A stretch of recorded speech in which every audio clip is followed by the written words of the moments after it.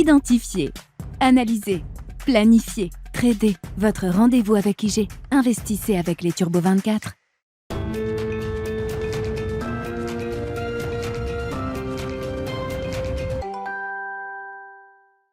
C'est reparti pour Smart Bourse, votre double dose quotidienne de marché en direct sur Bismart. Chaque jour à la mi-journée, 12h30, 13h. Et en fin d'après-midi, la grande édition pendant 1 heure à partir de 17h en direct, rediffusée à 20h sur Bismart TV.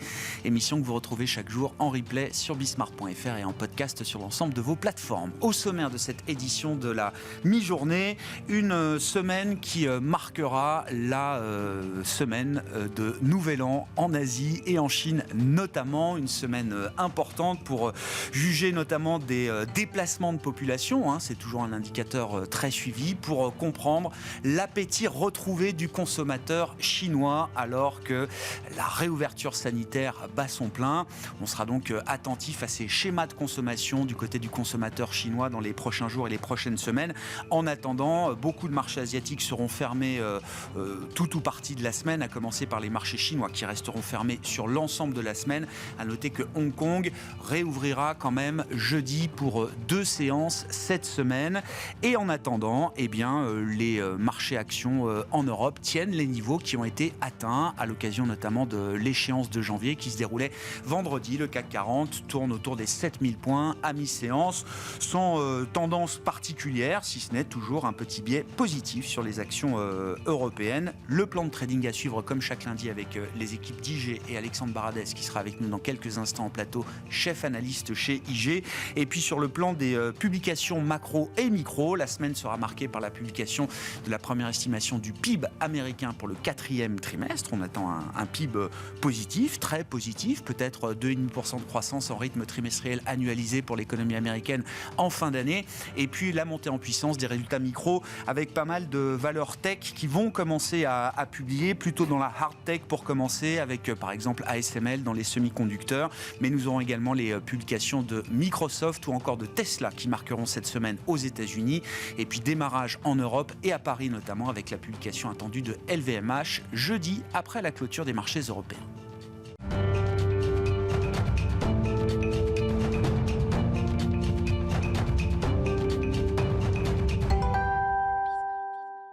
Mais d'abord, le plan de trading de Smart Bourse, comme chaque lundi à 12h30, avec les équipes d'IG et Alexandre Baradez qui est à nos côtés pour cette semaine. Bonjour Alexandre. Bonjour Grégoire. Merci beaucoup d'être là. Rentrons tout de suite dans le vif du sujet avec un graphique qui nous montre que les marchés européens, que le marché parisien est revenu sur ses sommets historiques si on compte les dividendes à travers l'indice CAC 40 Total Return. Oui. Je crois qu'on est revenu à peut-être 0,1, 0,2, 0,3% des sommets historiques quand on prend cet indicateur. Alors déjà, l'indice nous rappelle quand même qu'il faut toujours inclure les dividendes quand on parle d'investissement moyen terme. C'est fondamental. On rappelle, surtout quand on voit les sommets de 2000-2007, qui sont toujours un peu les souvenirs comme ça très douloureux, mais on se rend compte qu'ils ont été balayés depuis belle lurette. Donc c'est un rappel que l'investissement long terme est toujours intéressant. Après, nous, ce qui nous intéresse aussi, c'est la partie active. C'est-à-dire, oui, mais en gestion active, qu'est-ce qu'on peut faire dans cette tendance-là ? Une fois qu'il y a seulement 3 mois et demi, on tapait des niveaux sous les 6000 points. Et maintenant, on est à flirter avec les records. La question, je dirais pas d'un juste milieu, parce qu'il y a beaucoup de bons arguments pour ce rallye, la question de la vitesse de déploiement du rallye et de la suite soulève des questions quand même légitimes. Parce que, on l'a dit, c'est un rallye vraiment d'anticipation, de dénouement d'angoisse extrême et d'anticipation. Une fois qu'anticipation sur la Chine est faite, il nous manque de données désormais, un peu cette semaine, donc c'est le nouvel an, donc on va devoir surveiller toute la vitesse de réouverture de la Chine. C'est sa consommation de matières premières, ses ventes au détail, alors, espérons qu'elle soit bonne. Moi, ça ne peut aller que mieux. C'est ça, l'idée, c'est pas de dire oui, mais attendez, pendant un an, on va galérer. Non, ça ira bien mieux le reste de l'année. Là, on est dans une espèce de fine-tuning, c'est-à-dire d'essayer de dire une consolidation que certains souhaitent. Moi, j'en fais partie, d'autres également. Mais on a à peu près tous, je pense, la même idée que si consolidation il y a, ce ne sera pas du 15% de drawdown, ça peut être quelques pourcents, et c'est ça qu'on essaie de déterminer en fait. On est en conscience que si on est beaucoup à attendre ça, l'idée que ça puisse partir sans nous puisse se faire aussi. Et donc, c'est pas la période la plus simple, mais à la fois Moi, les arguments, et ceux qu'on déploie d'ailleurs depuis 2-3 semaines maintenant, c'est l'idée qu'on a quand même des signaux côté US qui sont des signaux d'un momentum qui est en train de faiblir un peu. Sur les hard data, les soft data, on ne va pas les lister, il y en a plusieurs, mais on voit bien un ralentissement. Et l'énergie emmagasinée au T4, et on le voit via la Fed d'Atlanta, on est encore à 3,5 et quelques. D'ailleurs, on va le voir cette semaine. Est-ce qu'on est, comme le consensus le pense, un peu en dessous de 3 ou est-ce qu'on sera sur la Fed d'Atlanta, les 3 et quelques? Mais on a quand même l'impression que ça, c'est déjà, si on regarde les données avancées en tout cas, on a l'impression que c'est déjà un bruit un petit peu passé. Non pas que le bruit qu'on entende soit diaboliquement inquiétant, mais il y a quand même un sentiment de momentum macro qui ralentit. Voilà. Et on ne voit pas non plus les matières premières s'envoler sur la Chine, par exemple. Si vraiment vous voyez, le sentiment qu'on a eu sur le luxe, sur le tourisme loisir, tous des valeurs qui sont tournées vers la Chine, ce redécollage là, sectoriel, on ne l'a pas eu. Ou très peu sur les matières premières, à part quelques métaux, le cuivre, qui est assez sensible à la Chine. Mais le reste, il n'a pas été un emballement des commodities. Donc on peut dire, tant mieux pour l'inflation, tant mieux pour les banques centrales. Mais de l'autre côté, ça peut aussi vouloir dire que ceux qui sont en amont, qui achètent, qui restockent ou autres, sont peut-être pas à se précipiter non plus. Et on a l'impression qu'il y a une espèce de zone un peu grise comme ça, dans laquelle on devrait évoluer quelque temps, qui est pas du tout la période angoissante qu'on avait encore 3-4 mois, mais qui n'est peut-être pas non plus la période où l'hypothèse de très ou trop rose que la volatilité à 19 veut nous montrer. Où mettre le curseur? C'est pas parce que le pire n'arrivera pas qu'on bascule dans un scénario tout rose, ultra positif. Et on essaye de trouver justement la gradation qu'il peut y avoir entre ces deux extrêmes d'une certaine manière. Oui, et les PMI par exemple, demain c'est les PMI, vous l'avez dit, c'est une belle semaine macro, PIB américain, PMI demain, et la micro aussi, LVMH, etc.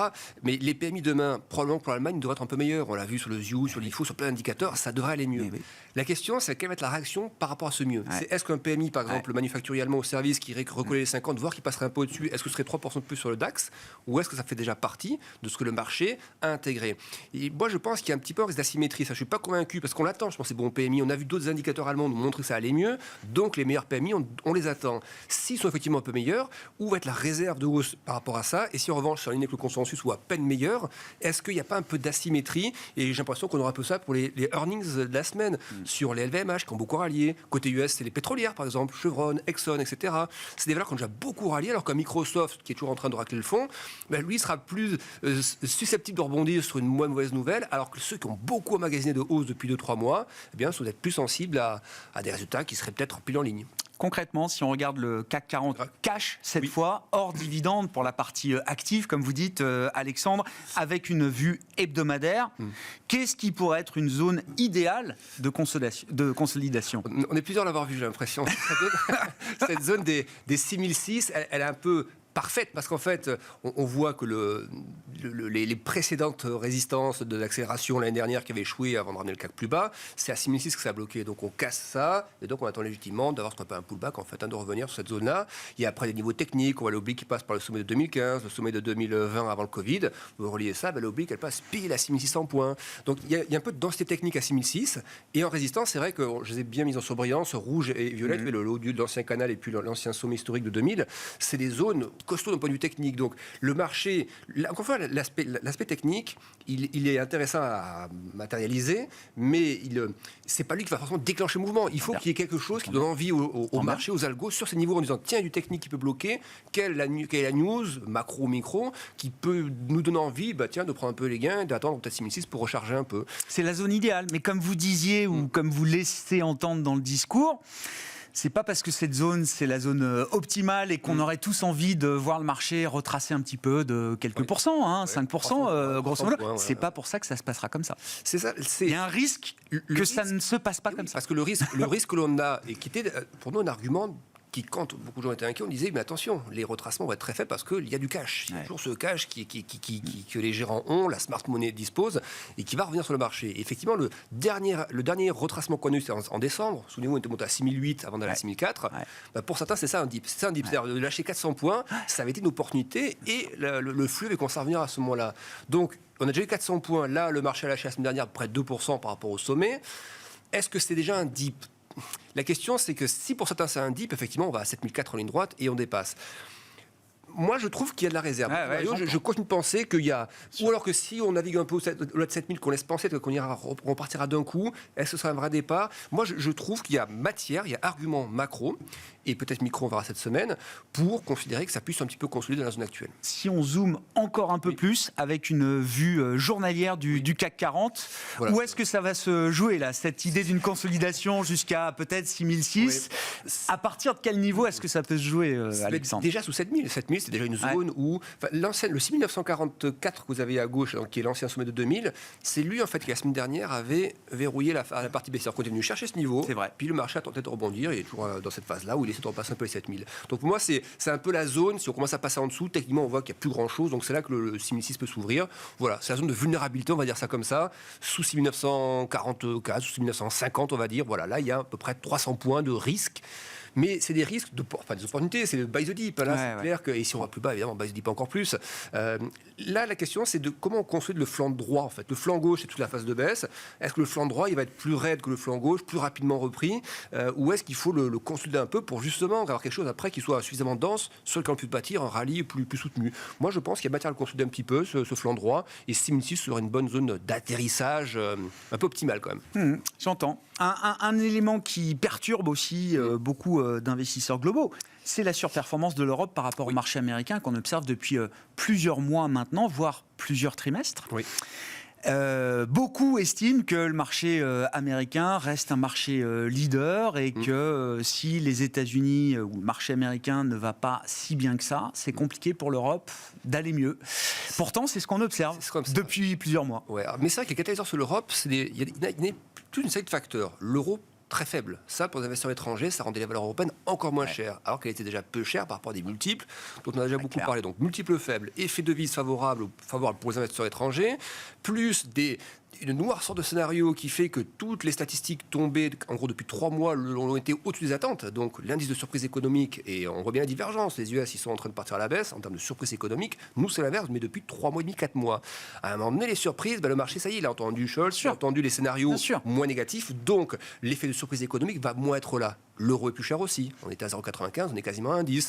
Donc ça, c'est des éléments qui normalement doivent rééquilibrer un petit peu le rapport de force, on va dire ça comme ça. Europe-États-Unis, puis la thématique cyclique aussi, revers de la Chine, on en a déjà beaucoup parlé, a beaucoup joué.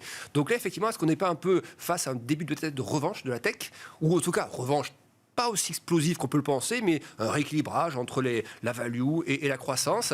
Je pense qu'on peut avoir quelque chose un peu de ce style-là, voilà. Mais du coup, ça veut aussi dire, si on prend ça irait avec l'idée d'une consolidation telle qu'on l'a décrite sur le CAC 40, par exemple, que dans le même temps, on retrouve un peu plus de momentum sur la partie tech américaine, par exemple, pour ainsi dire, le Nasdaq. Disons que ce serait, je pense qu'on arrive avec plein de groupes tech, avec, vu qu'ils n'ont fait que baisser quasiment jusqu'à présent, à part que depuis quelques jours ils se reprennent un peu, ce qu'on disait tout à l'heure, le risque de bonnes surprises est plus important, je trouve, que le risque de vraies mauvaises surprises. Un groupe qui a déjà perdu 30 ou 40%, même si annonce des résultats encore un peu moyens, des guidances un peu moyennes, on est déjà bas, donc la volonté de survendre ou de vendre encore de 10-15%, normalement, sera moins là, sauf vraiment des guidances, si Microsoft nous dit que, voilà, il y a des gros plans négatifs, etc. Après, on voit bien que derrière la vague de licenciements qui fait beaucoup de bruit, qui fait les gros titres, il y a aussi la prise de conscience chez les dirigeants de ces groupes tech qu'il y a un besoin de réajustement, de réallocation, de restructuration, après des années particulièrement fastes. Je parle des années Covid, mais même des années précédentes. Oui, ça veut donc dire qu'ils cherchent aussi à améliorer un peu leur rentabilité. Quand vous enlevez 5, 6, 10% de base salariale, c'est qu'effectivement, vous n'avez pas de value tout de suite, mais vous faites un peu plus attention à votre dividende probablement. Donc, c'est un signe aussi qu'effectivement la croissance sera moins en rendez-vous. Alors si on regarde le S&P, donc ça c'est l'eurodoll, mais si on regarde le SP500, on voit bien d'ailleurs le SP500, il faut bien le décrire comme ça, c'est un mix entre de la croissance et de la value. Voilà, on voit bien l'oblique là qui traverse. Alors ça, tout le monde là, sur ces écrans, tout le monde, les gérants US, les algos, les retail, tout le monde a cette oblique, donc elle est visible comme le milieu de la figure. Ce qui est intéressant de voir, c'est que la phase dans laquelle nous sommes actuellement, c'est vraiment une zone, on voit bien, où l'amplitude décroît. Donc ça va sortir. La question, c'est par le haut ou par le bas. La zone basse, il faut quand même mettre en surbrillance ce qu'on a fait pour montrer quand même que si cette zone basse venait, s'il y a des résultats un peu moins bons, ou si la value, ce qui peut tirer aussi le S&P, pas vers les plus bas complètement, mais qui peut le pousser à latéraliser encore un petit peu, ça peut être la thème value. Ça peut être, je vous dis, cette semaine, vous avez des pétrolières qui vont annoncer. Les pétrolières sont perchées là-haut, au même cours quand le pétrole est à $130. On est à 70-80. Donc, est-ce qu'il n'y a pas des ajustements sur la value US présente dans le S&P qu'on va voir? Et est-ce que du coup, même si les techs faisaient un peu mieux, est-ce qu'on n'y aura pas quand même là un bloc de consolidation qui va durer un peu. Et je pense que, voilà, on ne va pas prédire à 2 heures près ce qui va se passer, mais si on commence par contre à taper l'oblique violette, la première, je pense vraiment qu'il y a un potentiel d'aller chercher 3750 à peu près. C'est pas rien, par rapport au niveau actuel, ça fait quand même des 5-6% de... Et donc, si on a ça sur le CAC, voilà, on atteint ce que l'on veut. Si ça sort par le haut, par contre, j'aimerais quand même attendre que le 4100 soit retouché. C'est-à-dire la zone de résistance qu'on a eu, vous voyez, en fin d'année dernière, qui est un peu bloquée, là, les 4100. L'oblique n'est pas le seul signal. Il faut casser, s'installer à 4100 pendant quelques jours, par exemple. Et là, le pire est passé. Si on a 4100 sur une clôture hebdo, normalement, le pire est passé. Bon, un mot pour finir des devises, avec une détente du dollar qui commence à se voir sur les graphiques, à travers l'euro-dollar notamment, 1,09 ce matin. Oui, le 1,09, ce qu'on voit sur le graphique, voilà, c'est que vous avez deux énormes... Alors, il y a des niveaux techniques. On peut atteindre des niveaux techniques qui ne sont pas, encore une fois, des éléments premiers. C'est des éléments qu'on regarde, qui font partie du paysage d'analyse, macro, technique, micro, etc. Là, on regarde l'aspect technique. On est sur des zones, moi je pensais que ces zones, on les toucherait plutôt deuxième trimestre. Je pensais qu'on aurait d'abord, une fois qu'on était à 1,05, un retour sur la parité, on joue un peu avec la parité, le temps que le dollar index, le temps que les politiques monétaires se déroulent jusqu'au bout, et qu'après l'euro partirait. Il est parti plus vite que je le pensais. On allait à 1,09 directement. Le dollar index a lâché plus de 10% depuis son sommet. Et on a vu la semaine dernière plusieurs membres de la Fed se rappeler notre bon souvenir sur l'hypothèse qu'il faudrait, pour certains d'entre eux, en tout cas, aller au-delà de 5. 5, c'est pas dans les prix actuellement. C'est pas dans les cours du dollar. C'est pas dans les niveaux de futures Fed Funds. En tout cas, pas sur les échéances qui sont les 2 prochaines réunions. Ouais. On a une vision qui est plutôt soft de la part des futures Fed Funds. Et on a par contre des taux cours américains, on l'a vu la semaine dernière, qui ont un peu réagi. Le 2 ans US qui était à 4,05, il est monté à 4,17, 4,20 quasiment. Donc c'est le signe que là, il y a des désaccords qui se font entre ce que disent certains membres de la Fed, ce que price le marché, les futurs Fed Funds, et ce que semble vouloir intégrer par contre le segment obligataire US. Donc moi je trouve que là aussi, quand ça commence à diverger un peu comme ça, il me semble qu'il y a plus de risques d'avoir je dis pas des surprises très agressives, mais des petits rappels à l'ordre comme ceux qu'on a eu là. Mais vous me direz, mais la BCE aussi fait ses rappels à l'ordre. Donc ça lifte l'euro. Mais attention quand même que si la BCE est perçue comme trop agressive, à un moment donné, je ne pense pas que ça va tirer l'euro. Ce sera plutôt l'inverse. On va se dire, aïe, vent contraire macro. Et ça sera pénalisant pour la croissance. Plutôt pénalisant pour l'euro, je pense. Donc c'est là que... Donc je pense que là aussi l'euro n'a pas de quoi flamber d'à 1,10. Ces deux niveaux me semblent, avec le contexte macro, justifier quelques prises de gains. Et donc voilà, voir un euro naviguer quelque temps entre 1,05 et 1,09 me semblerait être le scénario à prévoir dans les jours et les semaines qui viennent. Bon, le scénario idéal. On verra si les marchés peuvent aboutir à des objectifs idéaux, que ce soit sur les indices actions ou sur l'euro-dollar. Merci beaucoup Alexandre. Merci pour cet éclairage de marché chaque lundi à 12h30, le plan de trading de Smart Bourse avec les équipes d'IG en plateau.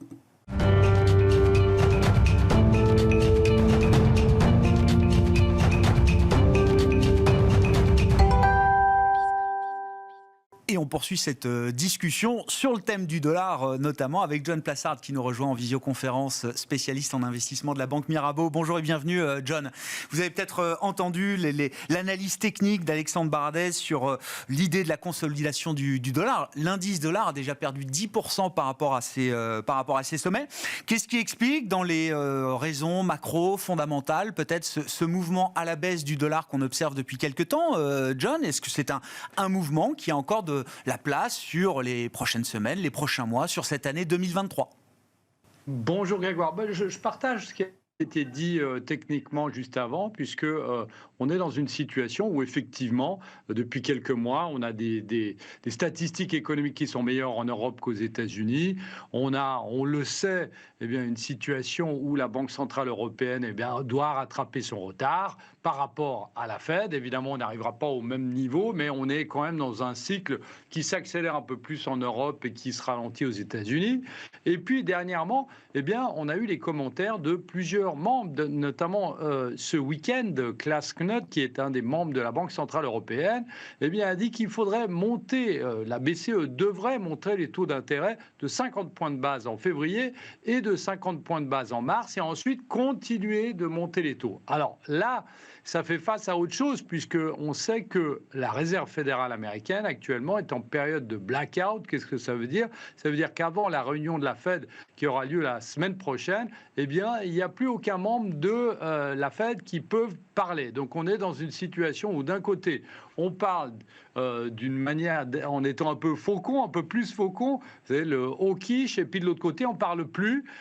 Donc, on est dans une situation où ça devient un petit peu plus compliqué de tenir ce discours et de rappeler à l'ordre les investisseurs qui pensent que la hausse des taux est finie aux États-Unis. Et puis, il y a une autre chose aussi qu'il faut noter, c'est que dans le dernier Beige Book qui a été publié de la part de la Fed, eh bien, qu'est-ce qu'on dit? On voit que la stipulation du mot inflation, eh bien, a fait place au mot ralentissement. Vous savez, avant, on parlait toujours de l'inflation. Maintenant, les entreprises parlent de ralentissement et les régions interrogées dans ce Beige Book parlent de ralentissement.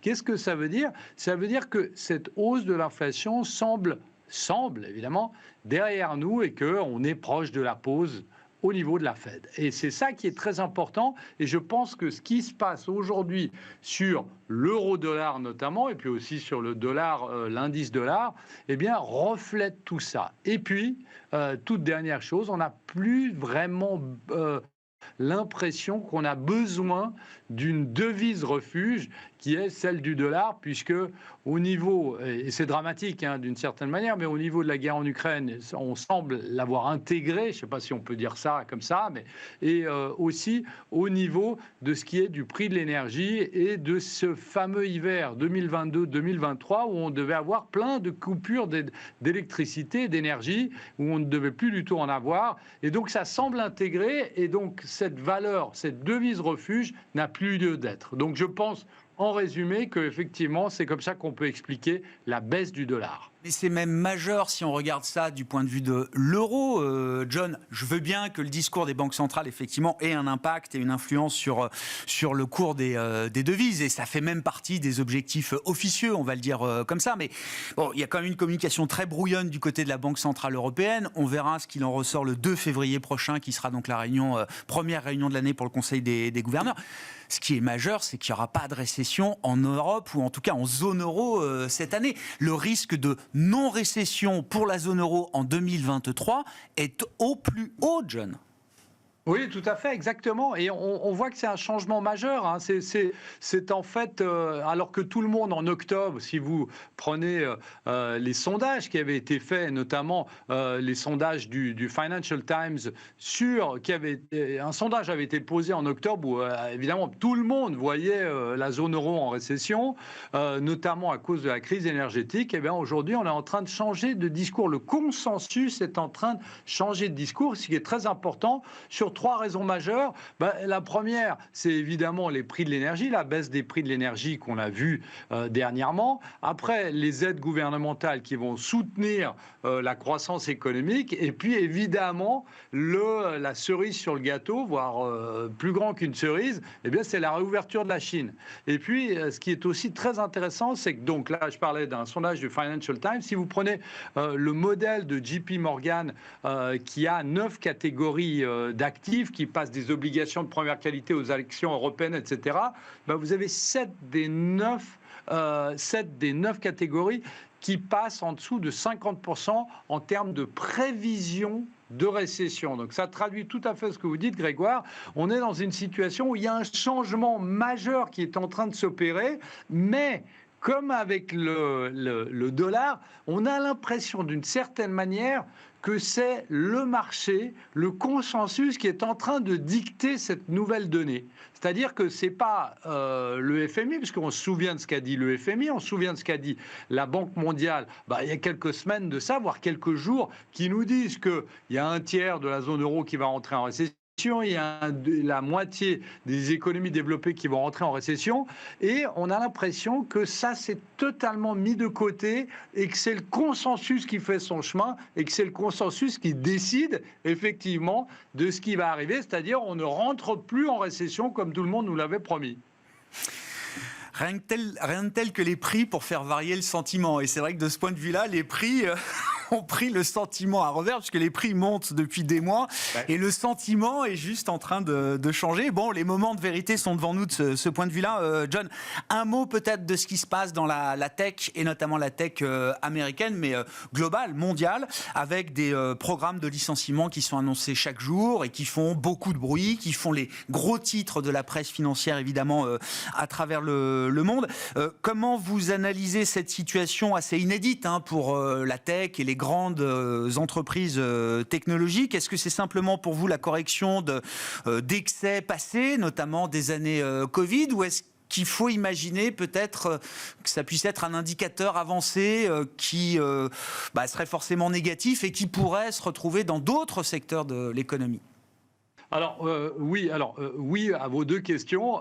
D'abord, rappelez que depuis le début de l'année, on a environ 40, dont les grandes tech américaines, on a environ 46 000 personnes qui ont été licenciées. L'année passée, c'était environ 110 000 personnes. Donc, on voit effectivement que les excès qui ont été faits durant la crise du Covid, où on a engagé notamment des ingénieurs en logiciel, en leur offrant monts et merveilles, eh bien, ces personnes sont licenciées aujourd'hui à cause du ralentissement économique, parce qu'il faut rappeler ici que ce soit Meta, Microsoft, Google ou Salesforce, ils vous font tous allusion au ralentissement économique, contrairement au consensus qui ne voit plus qui voit un ralentissement économique, mais un soft landing. Donc on est dans une situation où on voit qu'on est en train de raboter les personnes qu'on avait engagées, mais ce qu'il faut rappeler ici, alors que ça fait les grands titres des journaux, c'est que aujourd'hui, on n'est toujours pas en équilibre, c'est-à-dire qu'on avait engagé beaucoup plus de personnes durant la crise du Covid et que potentiellement, évidemment, dans le secteur tech, il y aura beaucoup de licenciements encore à venir durant cette année. Après, évidemment, ce qu'il faut noter, et dans vos deuxièmes questions, à savoir si c'est en train de se développer vers d'autres secteurs, évidemment, on pense au secteur bancaire. On sait qu'on a des banques qui ont déjà commencé à annoncer des licenciements, mais on va avoir des grandes vagues de succession d'emplois depuis la plus grande succession d'emplois et licenciements depuis la crise financière de 2008, qui était quand même considérée comme la plus grande crise financière que celle de 28-29. Et donc, on est dans une situation où, effectivement, il faut réduire les coûts suite à l'effondrement des revenus des banques. Et là, on va voir que les banques vont continuer, que ce soit aux États-Unis. On a déjà eu Goldman Sachs, 3200 personnes la semaine passée. Et puis, il faut rappeler une chose, c'est que Goldman Sachs, c'est un peu c'est le modèle à l'américaine, mais il disait clairement que les bonus seraient gros si vous rapportez de l'argent, et si vous ne rapportez pas d'argent, vous êtes licencié. Les choses sont extrêmement claires. C'est un peu différent en Europe, évidemment, mais on va assister à des vagues de licenciements aussi aux États-Unis. On en a déjà eu, notamment chez Crédit Suisse, mais bon, c'est un animal, entre guillemets, un peu à part. Mais on va voir ici et on va constater que les postes qui avaient été conservés durant la crise du Covid, eh bien, ici, ils vont faire le frais du ralentissement économique, les frais du ralentissement économique et évidemment de l'effondrement des revenus des banques d'investissement. Donc, effectivement, la tech qui va se poursuivre, les licenciements vont se poursuivre parce qu'on n'est pas encore avant Covid. Et deux, évidemment, le secteur bancaire qui, lui, va faire face à ce ralentissement économique. Merci beaucoup, John, pour votre éclairage de marché le lundi avec nous. John Plassard en visioconférence, spécialiste en investissement de la banque Mirabeau. Voilà pour cette édition de la mi-journée de Smart Bourse. On se retrouve évidemment à 17h en direct sur Bismart.